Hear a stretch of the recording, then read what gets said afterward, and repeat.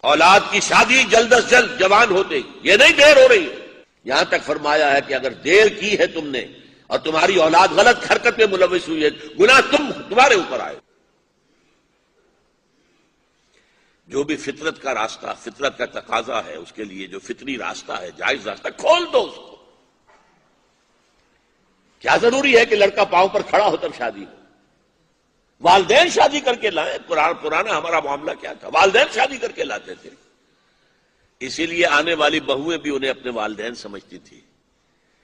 آج تو بیٹے نے شادی کی ہے، بیٹے نے اپنے پاؤں پر کھڑے ہو کر، اس کی بیوی کیسے محسوس کرے گی اپنی ساس اور سسر کو کہ یہ بھی میرے والدین ہیں؟